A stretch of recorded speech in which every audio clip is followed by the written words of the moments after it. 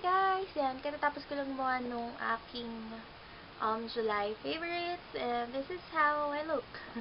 Yun, katext ko si Sis Dolly, mga 4 daw niya magagawa yung collaboration video namin. Pero ako, I'm done na kasi aalis ako later.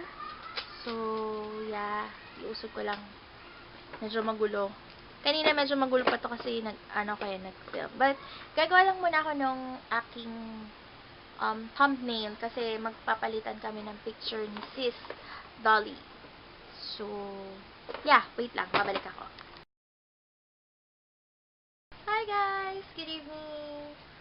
Today is July 31 pa lang pala kasi 11:50 pa lang. Pero, later, August 1 na. So, yun. Late na naman ako nakapag-vlog kasi, supposedly, we are going to upload na yung video by 1 p.m. Yun yung usapan namin ni Sis Dolly. Pero, hindi nga ako nakapag-upload kasi meron akong urgent na meeting. So, hindi ako nakapag-upload. Pero, nung pagkadating ko, almost 8 o'clock na ata ako, 8 p.m. na ako nakarating kasi sobrang traffic. Hindi ko alam bakit sobrang traffic. Pero, siguro dahil sobrang umulan ng malakas.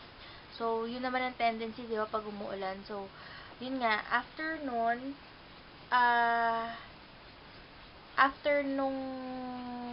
so, na-upload ko na siya, pero hindi ko muna siya pinublic. Siguro mga 9:30 o magte-10 o'clock, uploaded na siya, pero naka-private lang siya. So, ang ginawa ko, chinat ko si Sis Dolly kung mag-upload na ba kami. Kasi feeling ko tulog na ata siya, so hindi kasi siya nag-reply sa messages ko.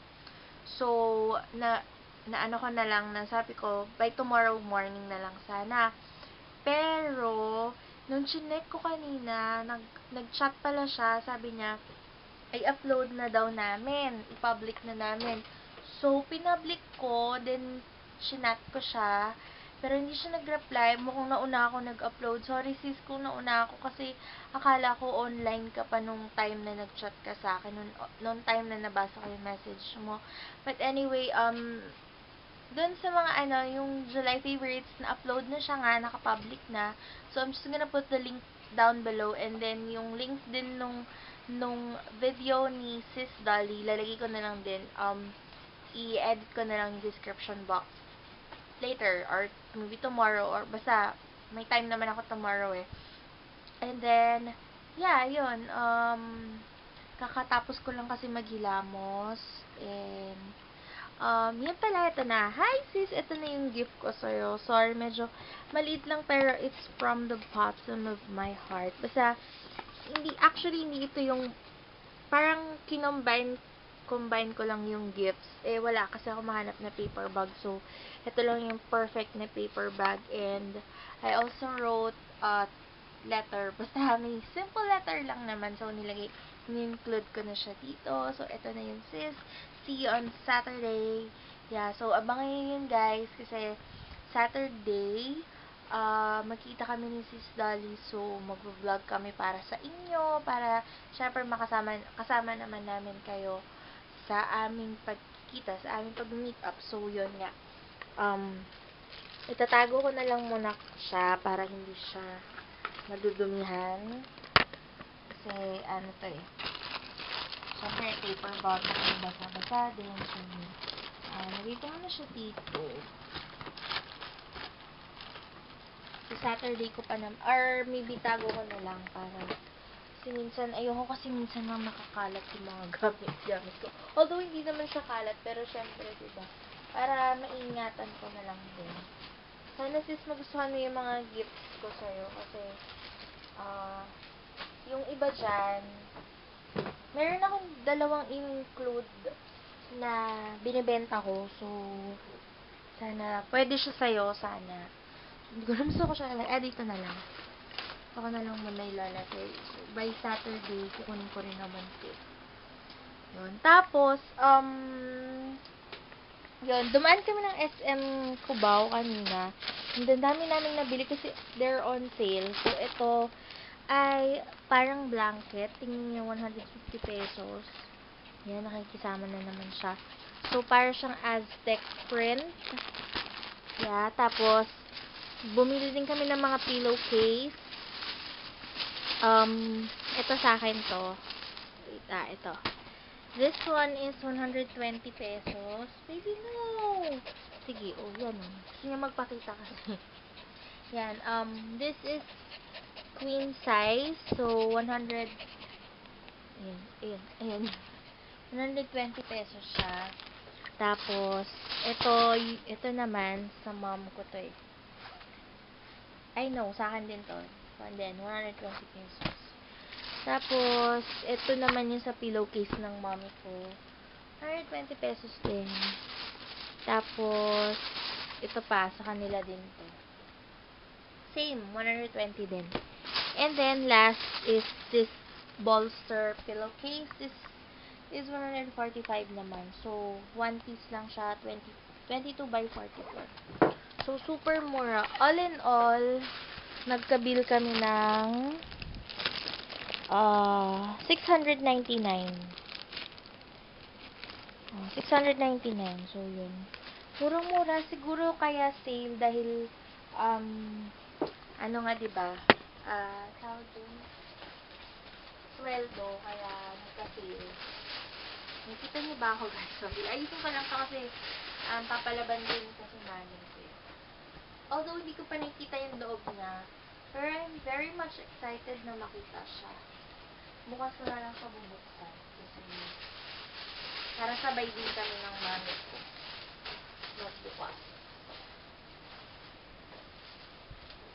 So, kung nakikita niyo ba ako, yan. Lalabas ko lang para maglangap. Anyway, yun. Tapos, alam niyo ba, nakita niyo yung aso ko. Galing-galing niya kasi, tignan niyo, alam niyo kung ano yan, nadikit siya sa flypaper, tapos, meron pa yan dito sa katawan niya. Naligo siya ng di oras kanina. Siguro mga 8, kasi 8 o'clock kami dumating eh. Mga 8:30, pinaliguan ko agad siya. Kasi nga, nadikit siya sa flypaper kasi syempre, meron din minsan dito mga, alam niyo na, mga mababait, kung tawagin, diba? So, yun. So, naglalagay kami ng flypaper. Umalis nga kami. Yung mami ko, hindi niya natanggal yung flypaper. So, pagdating ko, nagtataka ako bakit may parang something na nakakaaninag dun. Kasi nasa labas pa lang ako. Nakita ko na parang may something. Guys!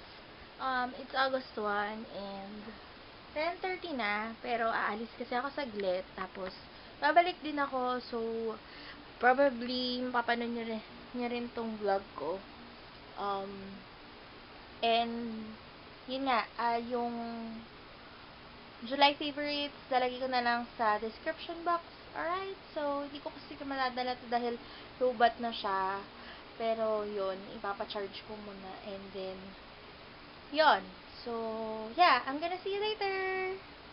Hi guys! Kadarating ko lang ng bahay. Punta kasi ako ng Makati and nagkonting haul lang din naman ako. So, yeah. Papakita ko sa inyo kasi ang dapat bibilin ko lang talaga is this Wet n Wild na wait. Ito lang talaga dapat. Which is, this is the, kalimutan ko yung shade kasi, Red Velvet. Yan. Ito lang dapat yung bibilin ko. Pero, napabili na naman ako ng mga bagay-bagay, like, Landmark. Unay natin yung sa Landmark. Dahil Landmark din ako galing kanina.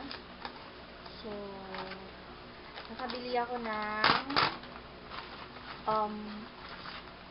itong wet wipe ng Giggles. This is the powder scent. Yan. Tapos, bumili din ako ng tawag dito container para dun sa pabango kasi ang lagi kong dala ito. So, nalalakihan ako kaya ita-transfer ko na lang siya dito. Tapos, I just bought OMG nail lacquer. This is in banana boat. Yan. So, yun yung nabili ko sa